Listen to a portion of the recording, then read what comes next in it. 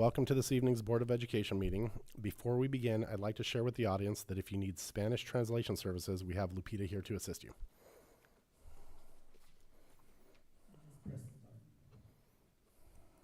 Buenas tardes. Quisiera comenzar con anunciar que si necesita interpretación al español, tenemos a Lupita aquí para asistirles. Thank you, Lupita.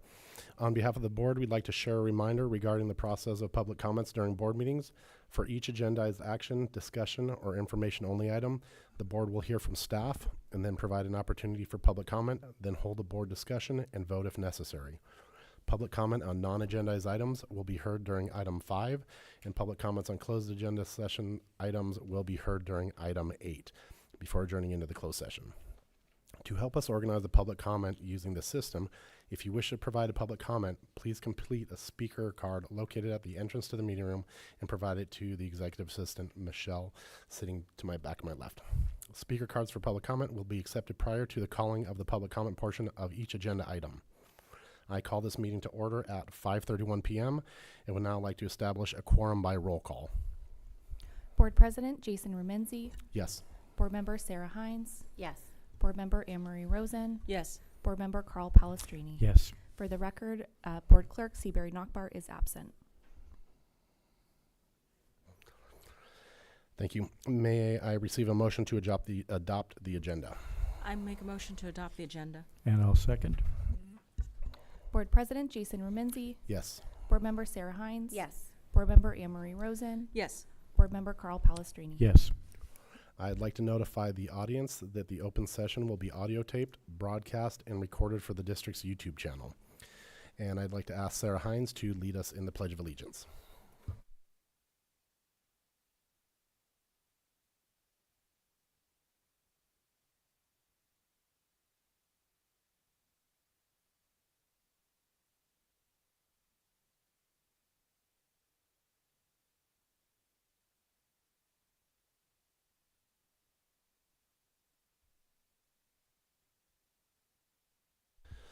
We will start with item 3, Superintendent Report. These are routine status updates regarding campus activities, meeting schedules, conferences, and meetings attended, recent developments from our Superintendent, Sharon Offit. All right, welcome everybody. This evening, before I comment on anything, I would like to introduce Cullen Pritchard, who is our new student board representative. School has started, so he's here for his first meeting, and he'll be with us throughout this school year. So yay.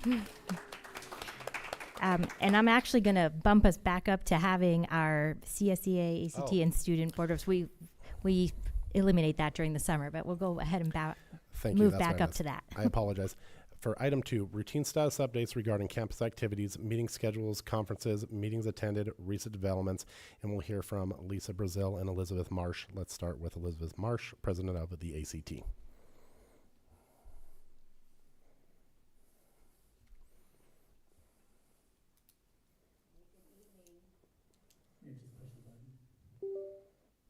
The one that says push, thank you. All right, so good evening to our board president Rumenzi in absentia, board clerk Knockbar, and board members Hines, Palestrini, and Rosen, and welcome, Mr. Pritchard. Appreciate you being here. And as well as our CUSD staff and community, I'll reintroduce myself. I'm Elizabeth Marsh. I'm serving my second year of a 2-year term as the Association of Carmel Teachers president. I hope we all had a relaxing summer and are enjoying the routine and energy of a new school year.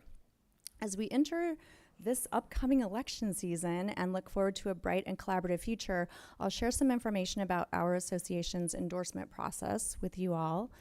I just sent out emails to all candidates for the 4 school board seats involved in the November 2024 election. Candidates interested in participating in the ACT endorsement process are to answer the 3 questions posted in the email and then return the email to our Association of Carmel Teachers at gmail.com by this Friday. And the 7 members of our endorsement committee, none of whom serve on our ACT leadership team, will read through the submissions and conduct interviews with interested candidates. And our members will be sent a survey in which they can share firsthand experiences they have with any of the candidates that they think are relevant to the endorsement committee's work. Endorsement committee members will consider the information they gathered and make recommendations to the ACT leadership based on the following criteria: their position on and vision for CUSD, history of support and involvement in education with students and educators, including education funding, budget stability, safe schools, and campuses for all students, history of support for collective bargaining and educator professional rights, viability for success in the office they are seeking. To curious staff members, here is a thank you in advance for not hounding endorsement committee members about their recommendations. They like to find out. And a big thank you to Holly Letterly for sharing your incredible expertise and guidance with our endorsement committee and representative council. And thank you to all candidates for your willingness to serve our community. In closing, it's a pleasure to represent the educators who have chosen to devote their lives to building connections and helping our students grow to their full potential. We look forward to working together with our school board, CUSD leadership, our CSEA partners, and our unrepresented colleagues to make this an amazing school year. Have a great evening. Thank you very much, Elizabeth. Now we'll hear from Lisa Brazil, our CSEA president. Good evening, board members. Welcome, Colin, to the school board. I want to welcome everyone to another school year. The members of the classified unit met last night, and everyone is very excited to be back at school working with students. We're all looking forward to a year focused on student learning and moving our schools closer toward the stated goal of making this the best district in the state, and that is something that we talk about. This is certainly going to be a busy year. As we keep the focus on students and education, we will also begin contract negotiations for our next 3-year agreement. We're looking forward to participating in the board elections, and similar to ACT, we have a process that we'll be reaching out to board candidates later this week. And we're also going to be, while all this is happening, ramping up national elections. So it's going to be an exciting year, no matter how you look at it. So with that in mind, and listening to news every day, I kind of have a theme each year, and this year my theme is unity. And that's a word that is being tossed around a lot. But it's my goal for us to exemplify for our students the actual power of unity and working together, to exemplify that by listening with true openness and willingness to change and adjust, that we can come together in a way that makes everyone stronger and whatever we're working for stronger, and that would be our schools. So by working together in true cooperation, we can reach new heights for our students, for our schools, and for the individual staff members involved. So CSEA looks forward to working in unity with the district, with ACT, with the broader community, to improve and strengthen what we have all worked so hard to build together. So I wish you all a wonderful school year, and thank you for your time. Thank you for sharing that, Lisa. Now we have our student representative report from our new student representative this year, Colin Pritchard. Welcome. Thank you. I would just like to start off by thanking the board. My name is Colin Pritchard. I'm a senior at Carmel High School. I'm very honored to be able to be here today and be the voice for all the students in this amazing district. Now, to start off, I would like to just thank all the members of the board for all the work that they did with instituting the new lights and all the construction that has been done at Carmel High School. I know the students are very grateful for all of this. But with that being said, there has been certain comments that have been, and I've been told by many students, that there's been a bit of a struggle with finding parking recently. With all the construction being done on the back parking lot that is primarily for the staff, this has moved a lot of the reserved parking spaces for staff into the main lot, which has pushed a lot of the students' available parking spaces away. This has led to a lot of students who may arrive late or who have a free first period. This has made it difficult for them to find parking, and a lot of students have been forced to park off campus and walk to school, which is very difficult. But again, that being said, they're very grateful to all the work that you guys did. And so thank you again. Thank you from all the students for all the time, money, work that you put into this. So thank you. Now, with the beginning of the school year, Carmel Middle just had their back to school night last night. Tularcitos has it tomorrow night. And then with Carmel High, we're sort of just jumping into the year. We're trying to plan what to do with homecoming, powder puff, all those activities. And then for Friday, Carmel High School, Carmel Middle, Tular, a bunch of other schools have a minimum day on Friday due to Car Week. So thank you very much for this opportunity. I'm excited to get started. Thank you. Thank you, Cullen, and welcome. Now, after 2 false starts, we move on to agenda item 3, the superintendent report. All right, thank you. Although there are still a number of items on our punch list that need to be resolved, it is very exciting to be in this new room holding our first meeting in our new boardroom. So we have a lot of folks in the district to thank for that, but primarily, of course, our MOT team led by Dan Paul for navigating all of the different elements and pieces and moving parts, literally, to get this building put in place. So very exciting to be here and have our first meeting here. The district has been abuzz with activity since our last meeting just 3 weeks ago. We have welcomed all staff back to school, experienced a very smooth opening day at all of our school sites, and are in the midst of back to school night events throughout the district, as you heard from Cullen. The Friday before school began, we had roughly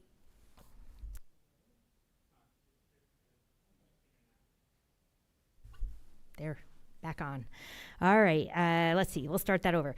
The Friday before school began, roughly 200 staff members participated in a professional learning day where the focus was on equitable and accessible instructional practices, exploring identity and ways in which identity and diversity can be incorporated into lesson design. My partner for a portion of one of these sessions on Universal Design for Learning was board member Rosen, and we were able to learn together from our presenter and share thoughts about some of the educational approaches that we were asked to consider, and that was fun to learn that element of each other and how we think about lesson planning and addressing our students' needs. Feedback from the day was very positive with a 94% return rate on satisfaction from the staff. They reported that the information was very useful to their work. So that says a lot. 94% is really high. On the first day of school, I was able to visit River School, CMS, CHS, and Tular. It was a beautifully sunny day, and it was fantastic to be accompanied by board member Hines at several of these sites. It's always nicer to go with someone than to go alone. So thank you for accompanying me. And then I'll transition into some big changes that happen every year. We have laws that get passed, and then we have to implement them. So this year, like many years, actually at a much higher rate than in past years, there are many changes in law that impact school operations. There is one particular one this year that includes Assembly Bill 230, which goes into effect now. This new law expanded existing laws that require the provision of menstrual products in all girls and gender-neutral bathrooms serving students in 3rd through 12th grade, and one male restroom on campus. Elementary school principals are working together to address this new law while also taking into consideration the unique needs and cultures of their own campuses. So there's potentially some folks who have heard about that, and that's where that is the rooted in new law. During our July board meeting, the board approved a resolution agreement with the Office of Civil Rights committing to addressing the allegations that they investigated. And as the recently appointed superintendent, I want to make sure it is very clear that there is no room for discrimination of any kind in our community or in our schools. I believe in fostering a cooperative and productive culture, which begins with how we raise our children and is further influenced by our educational environment. I am deeply heartbroken by these incidents, as I mentioned last time, and profoundly disappointed that these counterproductive attitudes were allowed to persist within our district for a period of time. As a Jewish American, I can unequivocally say that this type of culture will not be tolerated, and that I have the full support of the board to work towards creating an environment where students and staff feel safe and welcomed at school and in their community. To those who are impacted by these incidents, I think it's really important that you know that we all stand with you, and I am personally here to support you. It's really imperative that our community know that our door is always open to address these issues. And anti-Semitism and discrimination in all of its forms are unacceptable, especially in our schools. And with that, I will turn it back over to you. Thank you very much for all the clarification, Sharon. On to agenda item 4, our consent calendar. The board may bundle a number of items and act upon them together in one motion through the use of a consent calendar. Consent agenda items are routine items deemed to be non-controversial, for which board discussion is not anticipated and for which the superintendent recommends approval. There will be no discussion on these items prior to the vote unless any members of the board request specific items to be removed for discussion. The board will now open up for public comment on item 4, consent agenda, and we did not receive any request for public comment. May I receive a motion to adopt agenda item 4, consent calendar? Motion to adopt motion to adopt the consent calendar item 4. I'll second. Board President Jason Remenzi. Yes. Board Member Sarah Hines. Yes. Board Member Anne Marie Rosen. Yes. Board Member Carl Palestrini. Yes.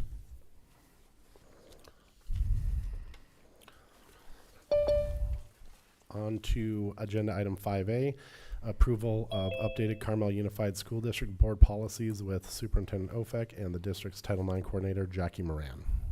All right, thank you. So I've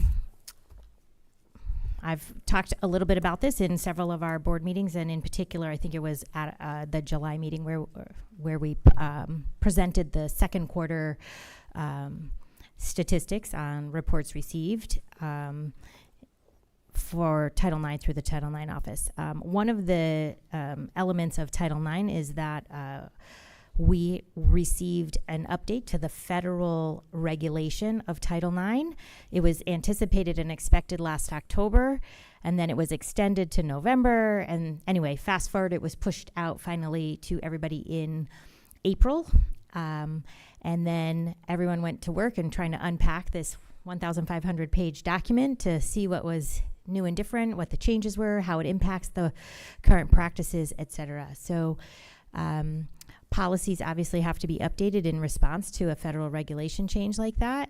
And our California School Boards Association, which is an organization that virtually all 1,000 school districts in California belong to, provides support with that. And they provide templates of policies that are aligned to legislative changes. So on July 26th, Friday, July 26th, they pushed out 9 policies in a bundle during a special release that address the changes in the regulation. The regulation went into effect on August 1st. So here we are, as quickly as possible, with these 9 policies that are all attached to the board item to be approved this evening. These are the boilerplate template policies that have the changes in them.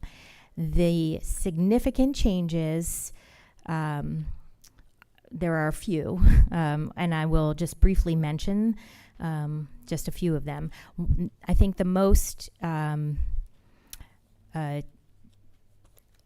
interesting one in terms of all of these different policies that has changed the language in all of them is that no longer is the term sexual harassment used. Sexual harassment has been swapped out for sex discrimination and sex-based harassment. So anytime in any of these policies the term sexual harassment we use, it has now been swapped out for sex discrimination and sex-based harassment, which is a broader definition of what this means.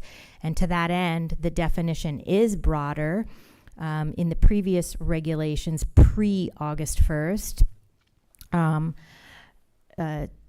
the standard that had to be met was pervasive and severe, and now the language has changed to pervasive or severe, which also broadens out what qualifies under Title IX. So those are two pretty significant changes. In addition, I will say that there is the provision for addressing pregnancy and related conditions. That's the phrase that's used throughout, pregnancy and related conditions, for students and staff alike. That is now covered under Title IX, and previously it was not covered under Title IX. There's also a provision for training that's required for everyone that must be conducted annually. We in California have been doing that for quite some time, but that is now part of the regulation across the nation as part of the federal changes. And then reporting, it has also changed. It has much stronger language in the new regulation and the new boilerplate policies. It says that you shall report, and not that you are encouraged to report, but you shall report. That is in the regulation. What is it not in the regulation is any time frame, but CSBA boilerplate has within 1 workday. So we are allowed to change that, but we are sticking with it for now, and we'll see how that goes. Within 1 workday is, we could potentially come up with clearer language around that, and it potentially could be expanded to within 48 hours or something like that as we move forward. But at this point in time, we are recommending that these be adopted as they are. We also have an obligation through our resolution agreement with the Office of Civil Rights to review many of these same policies through the lens of Title VI. So these have all been reviewed through the lens of Title IX, and we're adopting them, but you will potentially, based on our work with the Office of Civil Rights, see these again in the coming months. May or may not, just depends on whether these are sufficient and acceptable to the Office of Civil Rights, but they will be reviewed yet again through, again, the lens of Title VI, which is the Civil Rights Act of 1964 around discrimination. So with that, I'll turn it back over. Thank you. The board received no request for public comment on item 5A, so now we will open up for board discussion, starting with Carl. I think what we're going to do with the new student rep is we'll go through the board and then bring in Cullen at the end. That makes sense. So we'll start with Carl and work our way back this way. Does anybody have any questions or comments? No, I don't. Not at this point in time, but I do appreciate all the work that has been done. It's a pretty big task to try to get a lot of these new ones on board, and so I'm appreciative of that. I have just a couple of comments about it. I was just wondering if these are going to be updated as of, within a couple of days after this meeting, I guess, to be online. So They'll be posted online on our website. beautiful. We hope, the date is today. Once you approve them, they get posted online. Beautiful. Thank you very much. And I know what a monumental task this is to go through thousands of pages and whittle it down to what applies to what we have. So thank you very much for that, everyone who was involved in that process. Thank you. I'll just echo the statements. Thank you for the quick turnaround. I know these arrived on your desk on that Friday, so thank you again, as the other board members said, to the committee involved in this process and the quick turnaround. Thank you. Again, thank you for your hard work, and this is why I appreciate having an outside vendor that specializes in this and that it's just not our in-house people trying to put it together at the very end. So, Yeah, I would like to acknowledge our Title IX coordinator who did work on this as well. And so it was nice to have a sounding board and not be the only one reviewing it all. And we've been participating in a lot of training and whatnot, and it's good to have somebody. And in just as a side note, which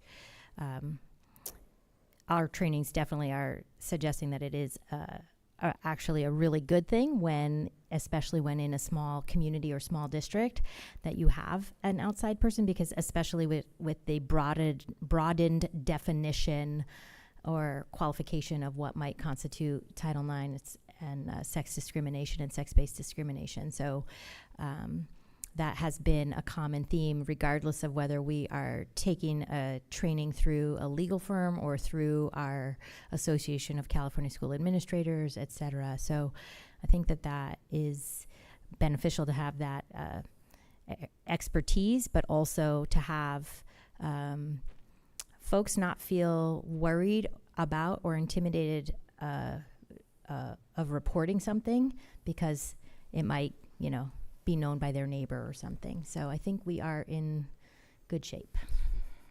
May I ask one quick question? I just wanted to make sure that these new changes were going to be pushed out to at least our 2 unions so they can, daylight it in some way, shape, or form in case somebody's not listening to this one. I know that when you were going through it, there was just a couple of things that I picked up that I wanted to, that for my own knowledge of what was happening, new verbiage. So I'm sure that somebody else out there who has been paying attention or has this come across in front of them, and if they may be wanting to make a report, it might be significant for them. So if the 2 unions can, if they can have the information as well. Sure, anyone will be able to access it. It will be on our website, but we will also be conducting additional training. We have our annual Keenan trainings, and we are working on doing more periodic trainings. One will potentially be an update that is very similar to what I just shared, where it's rolling out of the new regulations and what the differences are, what the changes are, what the obligations are for every employee, because that is a requirement, which is what we do now through Keenan, but to have an additional one focusing solely on these new regulations. And then we're looking at having an in-person one as well. So we'll keep tackling it both ways through multiple modalities for people to learn. And I think it's good over periods of time and not all at once. Right now, we have a lot of mandated and required training, not only Title IX and all the other things that we have at the start of the year, bloodborne pathogens, child abuse and neglect, all these other things. But we also will have very shortly our OCR agreement for mandated training for every employee on, again, Title VI and discrimination. We have a new law, another new law called that requires training of every employee on workplace violence. There's a lot. In fact, the document for new laws that are being implemented that we received in the start of this calendar year was about 50 pages. Our legislators are insanely busy making new laws for education. So at some point, we need to be mindful of the pacing and the timing if we want people to retain the information. But we are working on spacing it out so that we have the best opportunity for people to remember. Thank you. I appreciate it. Colin, do you have any questions or comments? Just a quick comment. I also just want to thank you for all the work you do for our community, and then still find the time to meet with me and walk me through this process. So, and of course, we don't want to have the reputation of being a school that's discriminatory. So thank you again for all the work you do. Thank you, everybody. If there's no other questions or comments, may I receive a motion to approve the board policy updates as presented? I'll make a motion to approve the board policy updates as presented. I'll second.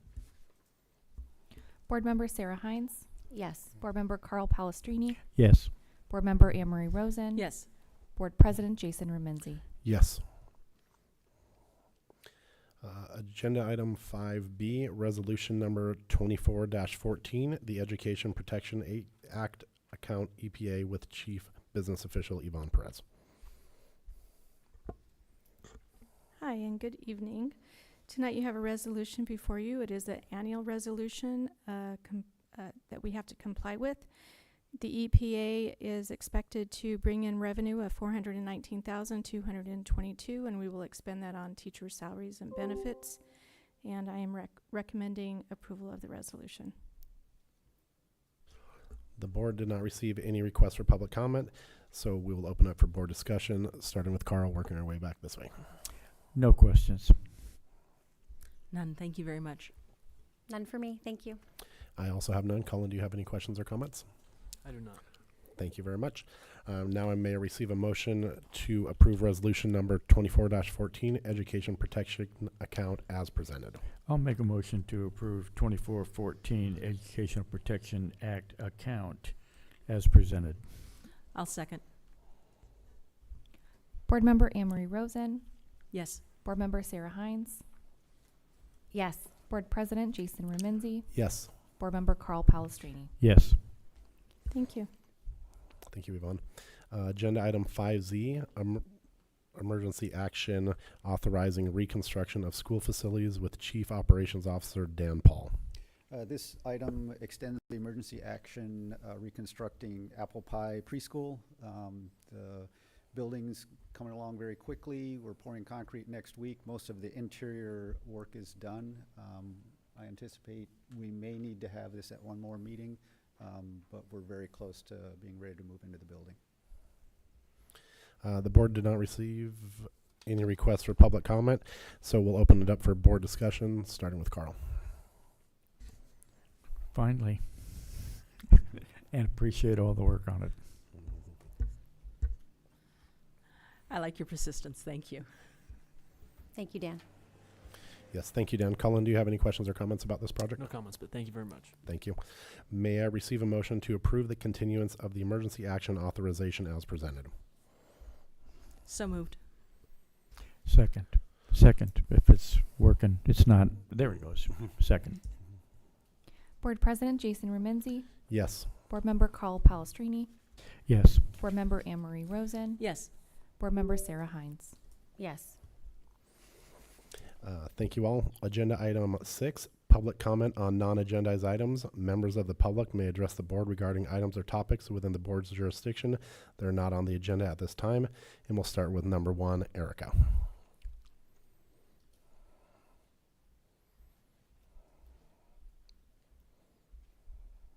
Good evening. My name is Erica. I'm a Monterey County process server here to serve Board Member Sarah Hines with a notice of intention to circulate recall petition. May I approach? Sure. I think you could have done it before the meeting too, because this is for stuff that the board handles. Yeah, I'm not sure why, but maybe because there's a camera on. Have a good evening. Next, we'll move on to Karen from Me Earth.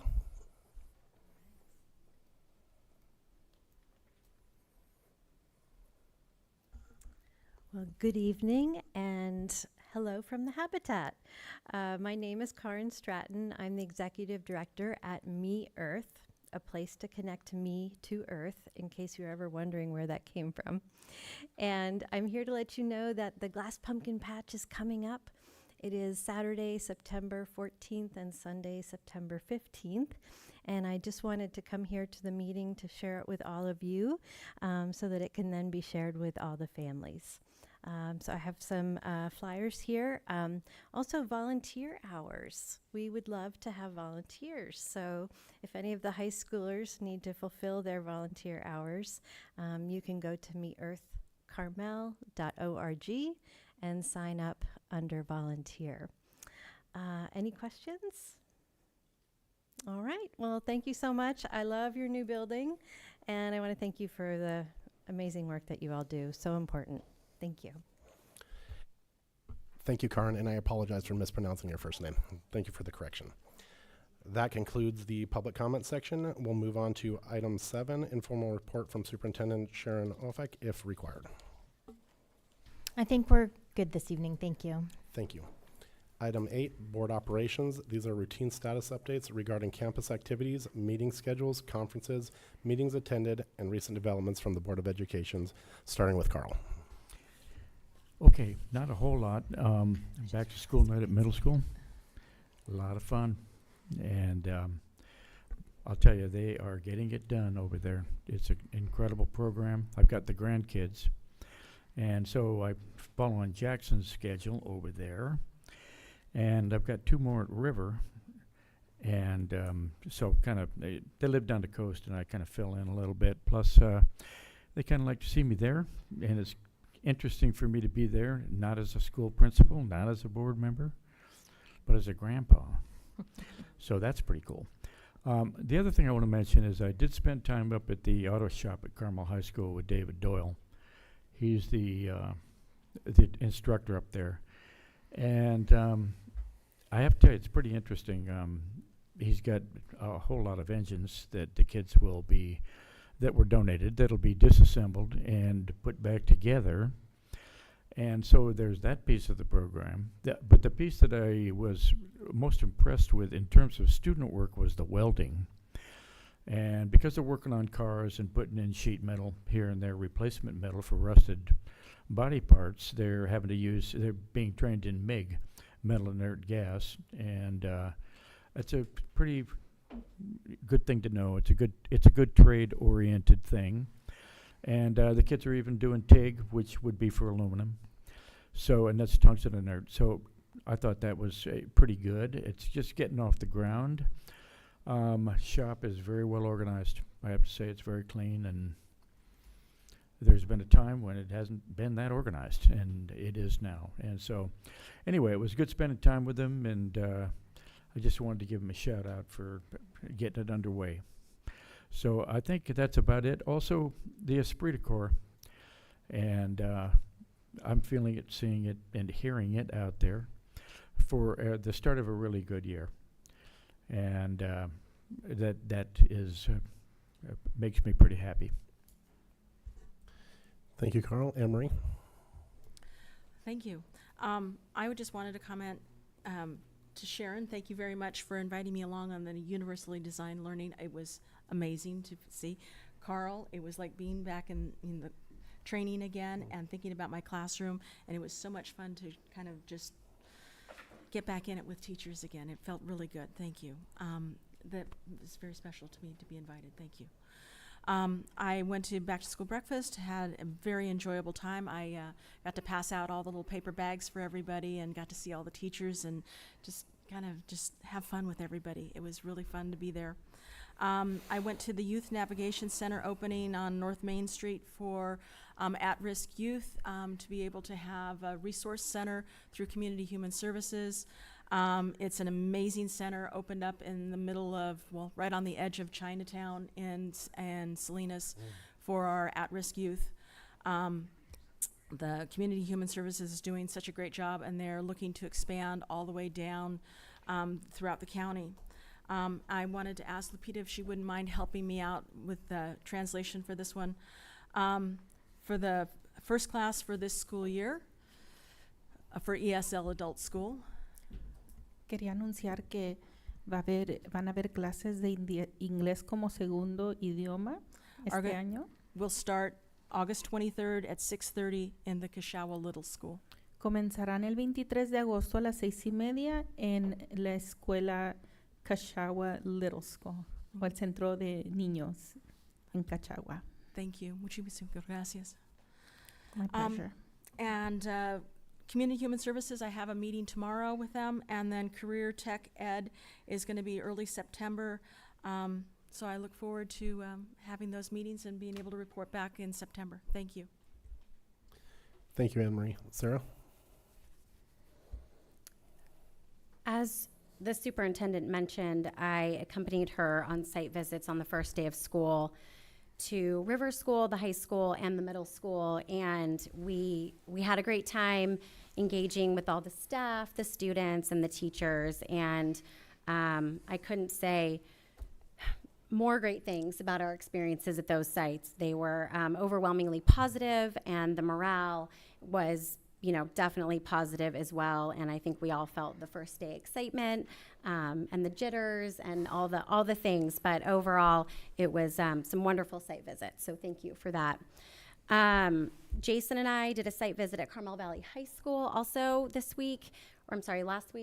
And we were able to sit in Brenda Buren's class while she taught a really engaging lesson to all of their students, and all of their staff was in attendance on growth mindset and fixed mindset, and how the neurons in your mind and in your brain work to go out and do the hard things. And it was really compelling. It was a class that we sat through all of it where we weren't really supposed to do that. So it was fantastic. So thank you to all of the sites last week for welcoming me and having Jason and I there as well. It was fabulous.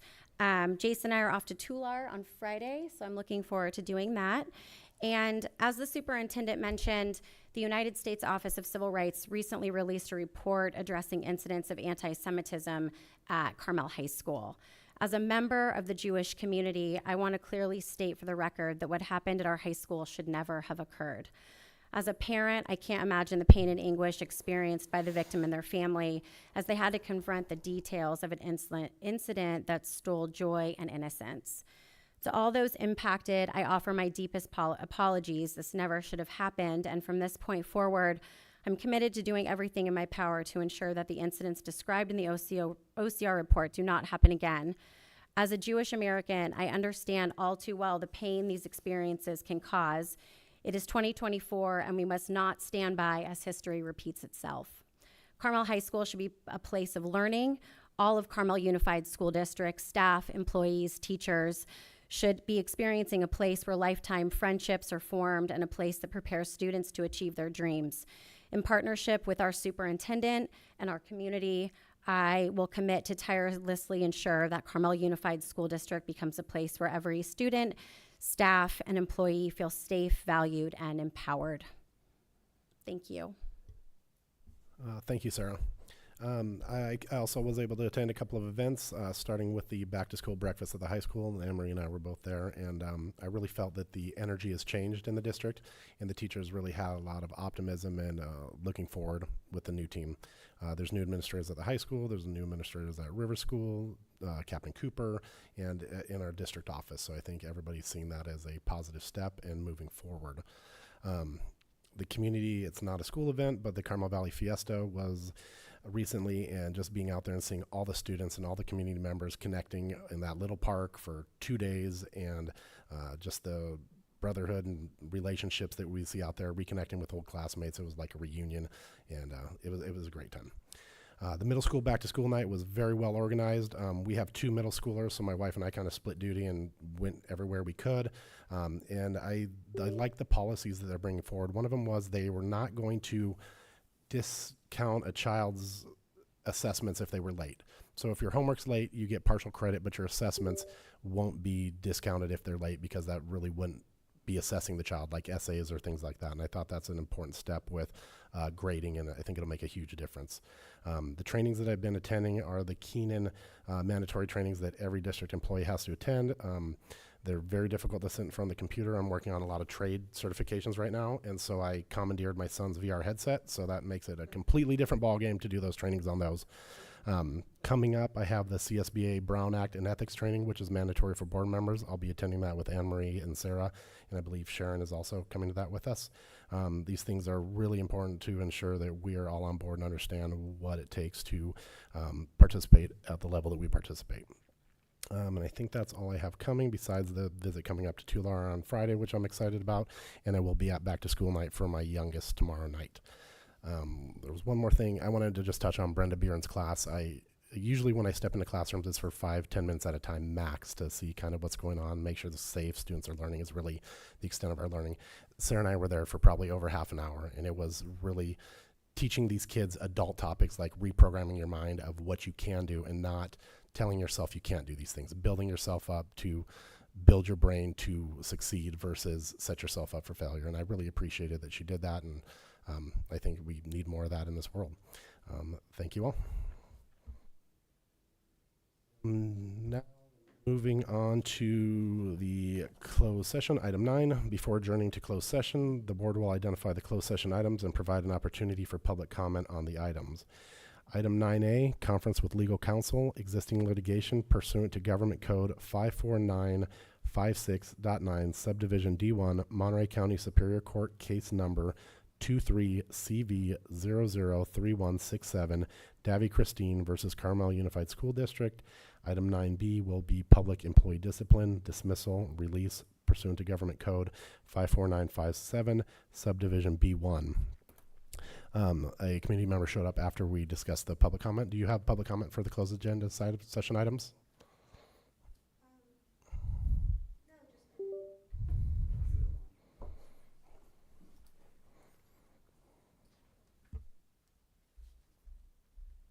Hi.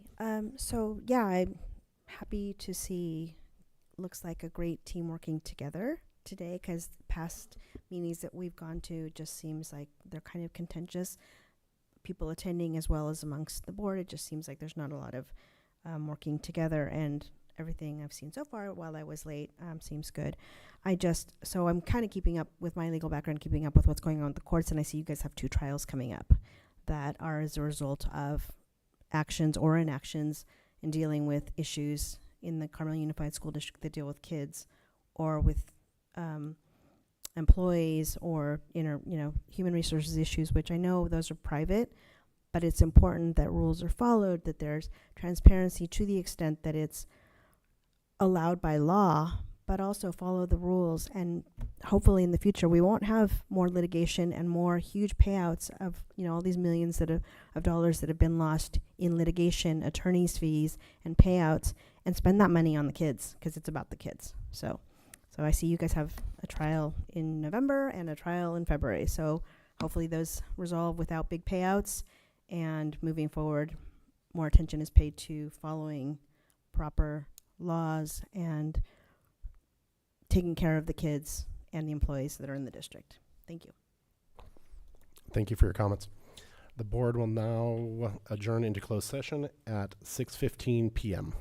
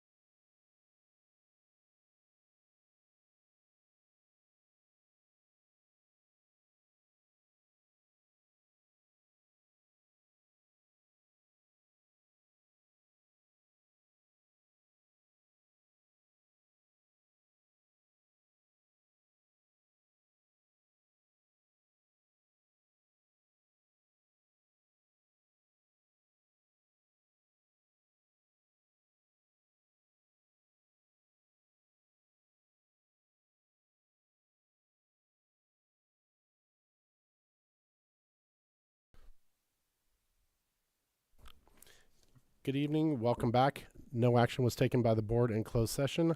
I adjourn this meeting at 7:14 p.m.